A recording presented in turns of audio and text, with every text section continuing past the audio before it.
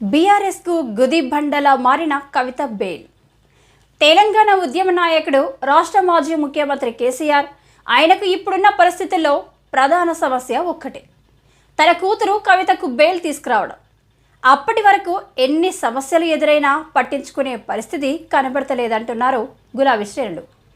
కాకలు తీరిన రాజకీయ నాయకుడు, సుదీర్ఘ రాజకీయ అనుభవం ఉన్న నాయకుడనే పేరుంది.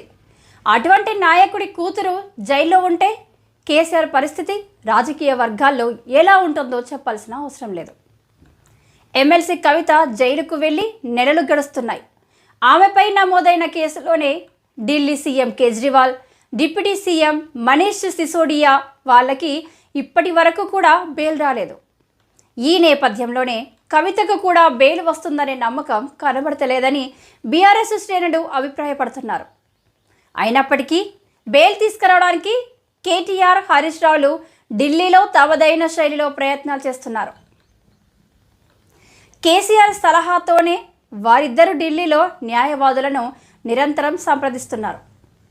పార్లమెంటు ఎన్నికలు ముగిసే వరకు కవితను హరీష్ రావు, కేటీఆర్లలో ఎవరో ఒకరు మాత్రమే కలిసేవారు. సీనియర్ న్యాయవాదులు ఉన్నప్పటికీ కేసు అంత త్వరగా ఒక కొలిక్కి రాదనే విషయం తెలిసిందే.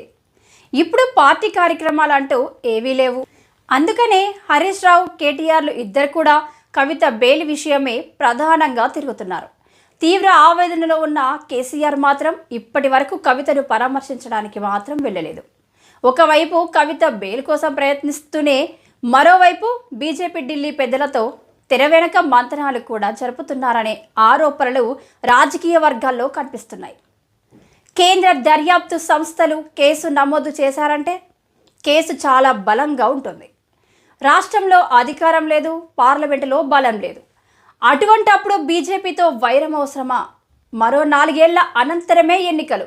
అప్పటి వరకు రాజకీయంగా ఎవరి పరిస్థితి ఎలా ఉంటుందో కూడా చెప్పే పరిస్థితిలో ప్రస్తుతం కనబడడం లేదు.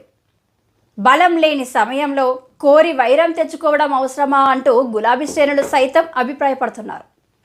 ఈ నేపథ్యంలో వైరంకు వెళ్లడంకు బదులు సంధి మార్గమే ఎంచుకోవడం ముఖ్యమని కొందరు గులాబీ శ్రేణులు అభిప్రాయపడుతున్నారు.